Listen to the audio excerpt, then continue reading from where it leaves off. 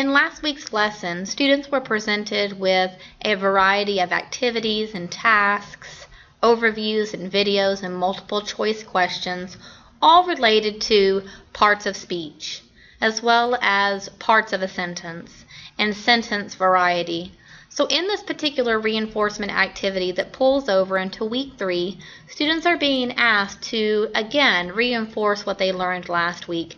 Can we take a paragraph and be able to identify its proper grammatical structure, its proper parts, so that we as writers can grow in being able to identify where punctuation belongs.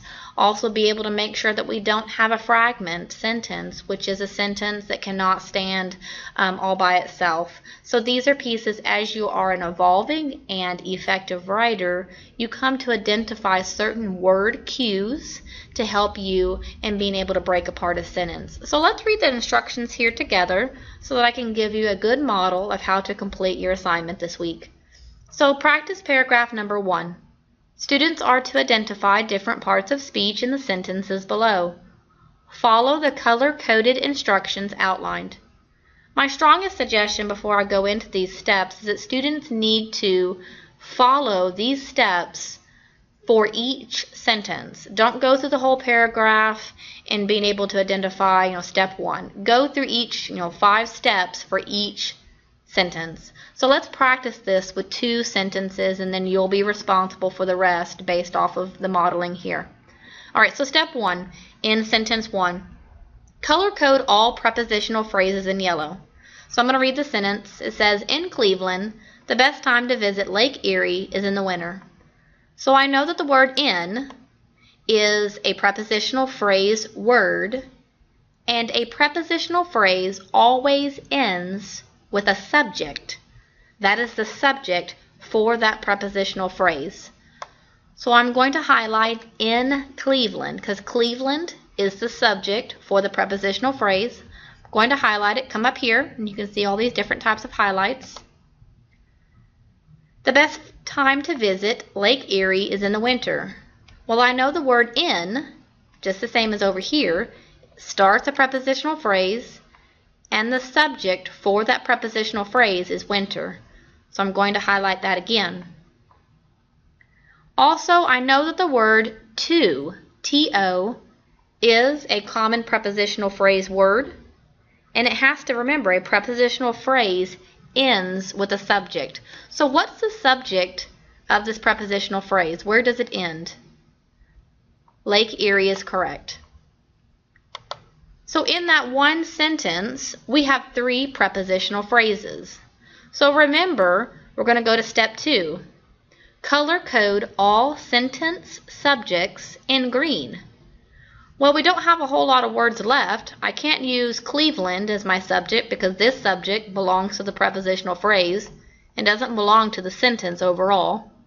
Same here, and same here for winter. So the only words I have left are the best time, and then here I have is. So what is my subject for the sentence? You should say time. It's not going to be the word best, because if you know anything about adjectives, you know that an adjective, such as the word best, is actually describing our subject. So best is an adjective, time is our subject. Step 3, color code the sentence verb in blue. So we know here is, this is our verb, so we're going to highlight it in blue. So we've done real well so far. Step 4, underline all words used as a subordinating conjunction. So if you know from last week's lesson in my skills lab for common subordinating conjunction words, the word in is actually a subordinating conjunction word. So I'm going to underline this. And there is no other word in this sentence that is a subordinating conjunction, so I'm done with that task. Step 5, circle or bold all words used as a coordinating conjunction.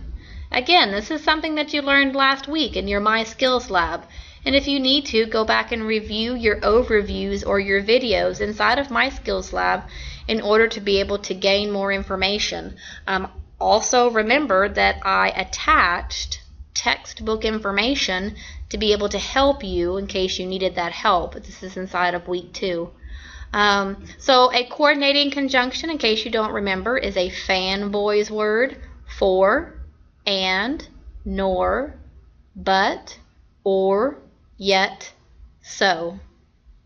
And the time that you use a coordinating conjunction is when you are separating two independent thoughts with one of those words, the for, and, nor, but, or, yet, so. It's always got a comma in front of it, okay? So in this particular sentence, I don't see a for, and, nor, but, or, yet, and so. So I don't believe that we have a coordinating conjunction, so that's really not going to apply to this sentence. All right, so we're going to start our steps all over again. Let's go to the second sentence. When the snow is frosting, the trees are blackened at the edges with slush. So step 1, we're going to color code all prepositional phrases in yellow. So I know that the word at is a prepositional phrase, and the subject is edges, because an edge, it is a subject. So I'm going to color code that yellow. The word with is a prepositional phrase also, and we're going to highlight it in yellow because, in case you haven't seen, the word slush is the object of that prepositional phrase. Because remember, the way we know when a prepositional phrase is finished is that it's the subject, the object of that prepositional phrase. All right, so I don't see anything else in here that is showing a common prepositional phrase word. Remember, this information can be found in your My Skills Lab as well as in the text information that I attached last week. So let's go to step 2. So step 2 is color code all sentence subjects in green. All right, so the subject of the sentence is trees. So I'm going to color code that green. A couple of students have asked, why is snow not the subject of the sentence? Well, I'm not saying that it's not a subject, but the entire sentence is not about snow. The entire sentence is about the subject of trees. When the snow is frosting, the trees are blackened at the edges with slush. The whole sentence is not about snow. The whole sentence revolves around the subject of trees. Step 3, color code the sentence verb or verbs in blue. So what is happening? What is the trees doing if you're looking for an action, or what's happening with the trees? And you need to be able to make sure you recognize helping verbs along with the verbs. So I'm going to highlight are blackened, because that blackened is the verb, but are is actually the helping verb, so both of those go together. Step 4, underline all words used as a subordinating conjunction. So going back to our content information, what we read and what we did last week, you should recognize that the word when is a subordinating conjunction word, so I need to underline that. And then also circle or bold all words used as a coordinating conjunction. Well, I do not see a for, and, nor, but, or, yet, or so in this sentence, so I don't think it applies. So step 5 again does not apply. As you can notice, you should be able to tell, look at both sentence 1 and sentence 2. Both of these sentences actually begin with subordinating conjunction words.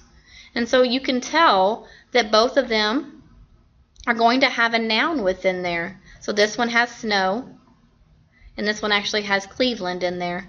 And so, in case you did not know, it did not recognize the information from last week, a subordinating conjunction phrase, starting with a subordinating conjunction word, which are pretty common, they are dependent clauses.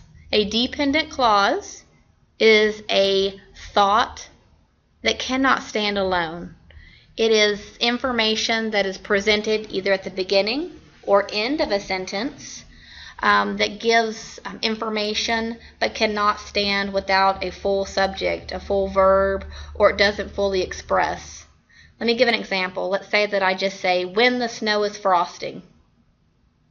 If that were my full sentence, a reader would read that and say, okay, well, there's a subject and a verb in there, but I have no idea what that means, when the snow is frosting. What further information should I be given? So as we go through, and next week, when we get into My Skills Lab, you will actually do more fragments and run-on sentences, or do those activities inside of My Skills Lab, so you'll learn more as we go through. So in this particular paragraph, I want you just identifying the parts of speech, and I want you color coding them as I've shown you how to do this today.